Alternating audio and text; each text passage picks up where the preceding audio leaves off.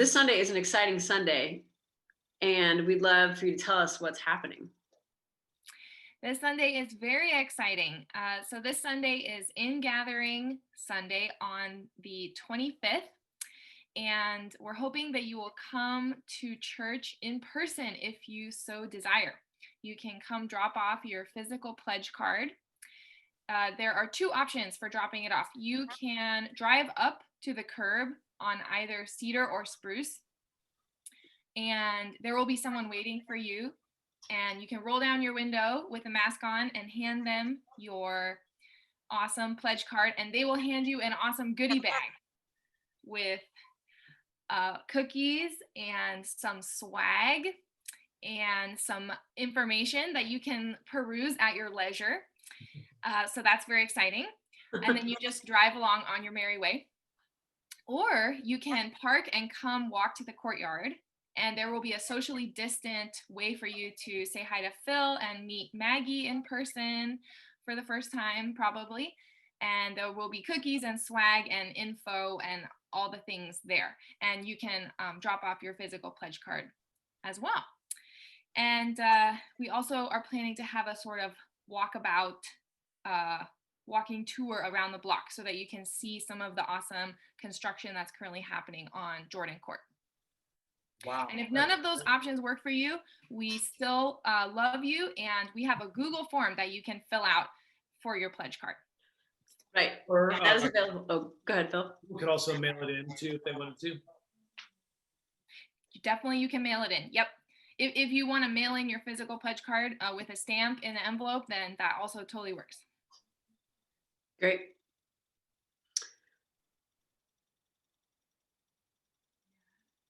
Anything else we should? And we are so excited to see you in person and begin a new phase of our COVID church life together.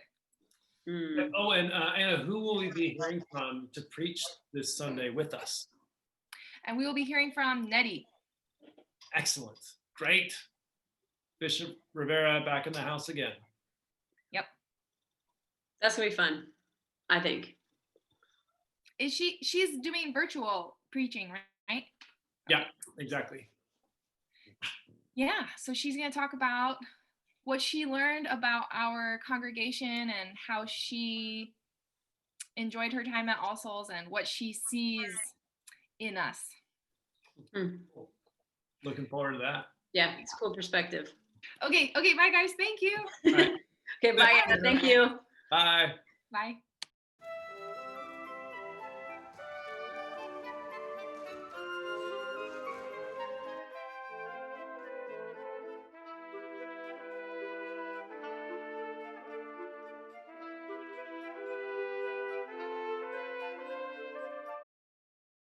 So Emily, Mm. what's on tap?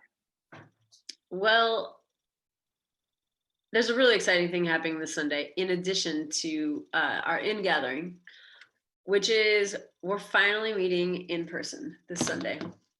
Wow. I know it's not the regathering that it will be in. I don't even want to name a time, but in a time when we will be completely safe to embrace each other. But we did a little dry run last Sunday to see how the space works and all that. And it really did, in your words, Phil, feel like church. Yeah. It really did. It was very sweet. It was so good to be with people and to be reciting these prayers out loud with other people. The confession with other people, all that stuff it means something apparently.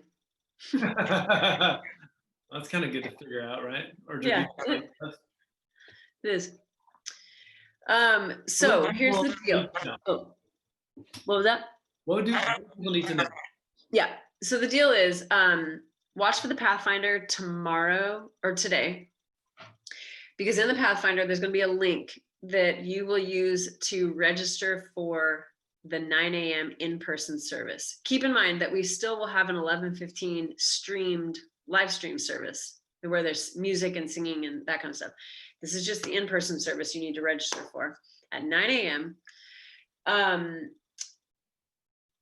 We're limiting it to about 40 people right now, because there's about 10-ish people between ushers and clergy and staff helping at work. So we've got about a 40-person cap on the service. So we're asking that you just register to start with for one service per every 4 weeks. And that should get it so that everybody who wants to be coming can. Then what you can do is, so the link will drop today, whatever. And it will have the next about 5 or 6 weeks of services on it. Sign up for one per 4 weeks. And then at the end of that series, we'll drop the next 4 or 5 weeks of services. And that's how we're going to do this. But what you can do is, if you signed up for your one service, you could check back in Saturday afternoon, Saturday evenings on the website and see if there are open spots. And if there are, take them. We want them to be filled. We want you to be there. We just want to make sure as many people as possible can be there. When you show up on Sunday morning, what you're going to want to have done is take your temperature, right? Because you can't be there if your temperature is over 100.4. And also, if you're feeling symptoms, like we've all heard about these symptoms, right? The shortness of breath, and this dry cough and fatigue and things like that. If you're feeling a series of things, then that's not the Sunday for you to come to church. As we've been finding about all these things in times of COVID.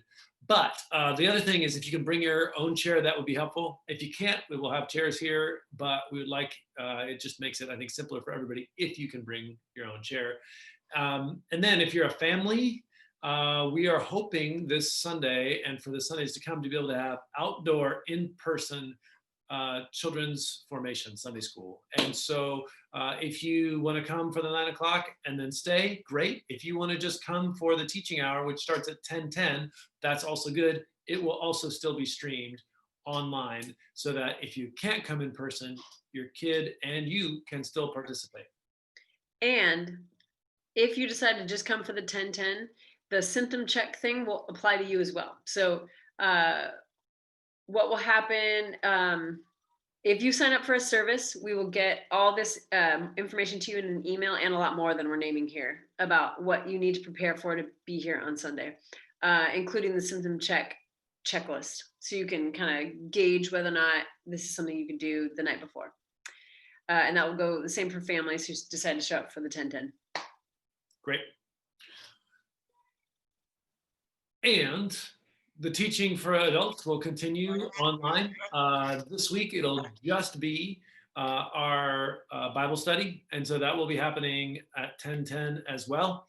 The week after All Souls, All Saints, we'll be picking up with a new set of classes. And that Wendy Kalimag and I will be teaching a class called Carrying the Cross Together, about racial allyship. And so that will be beginning on November 8th. Thinking to All Souls, All Saints, which is going to be celebrated on the 1st of November. In years past, we've done a number of things to be able to remember and to love on and to hold up the people who we have loved and see no longer. And so we're going to be doing that again this year, but as with everything else, it's going to look different. So we're going to have at least 2 ways for you to participate. One is going to be digital, and you're going to be able to send in photos, and we'll be able to do a slideshow that will happen after the 11:15 service on the 1st. Another will be a physical altar of the dead that we will be doing.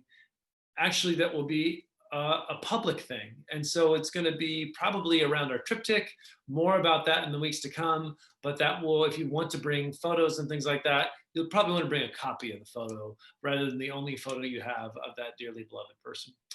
But more information next week. Remember how for the continuing the feast, you a couple years ago, you had that great idea to have people make a dish that was reminded them, or was it, grandma's famous, whatever. I thought that was a great idea. Maybe people could just make those in their homes this year. I think that's a really good thing. I know that we do that at my house, and it's this really profound touchstone, because I think food brings us closer. to the people we've loved, to the people we love right now, but it can bring things into the present through taste and smell and just the act of creating that food that helps create that thin space to remind us that actually the people we love are not lost forever. Cool. Yeah. There's one more thing on tap this weekend, Phil. I thought you were gonna go there. The Reverend Right. Laura Right. Everly. The soon to be. Right. Yeah. So Laura Eberly, who is a parishioner at All Souls, is on our vestry, has been our senior warden, has been going through the ordination process through the Diocese of Chicago, where she and Jane lived before they moved to the Bay. And so, this like time of COVID is just weird in so many ways. And so here we have Jane, who is, and Laura, who will be up in Seattle for just time spent with Jane's family. Laura has been going through the process in Chicago, has been rocking the world of the church in California, and is going to be ordained a deacon in Seattle. Amazing. As you do. So it's going to be this Saturday at 2:30. And if you want, you can stream and participate in the worship service. There'll be one other deacon ordained. It starts at 2:30. Here is the address right here. It is through St. Mark's Cathedral and their live stream, again, 2:30 this Saturday, the 24th. And we get to cheer and pray and get the world ready for the diaconal presence of Laura Eberly. Some serious presence. Right? Yeah. Okay. I think that's it. I think so. A lot of things going on. Some of them different. Some of them actually the same stuff, but we're trying it out in a different way. And I don't know about you, Em, but like this time's been really hard. And some things have opened up that I hadn't expected. And so I'm also grateful for those things as well. Totally. I think this regathering is certainly one of them. Amen. I can't wait for it. Yeah, for real. All right. Love you all so much. Bye, everybody.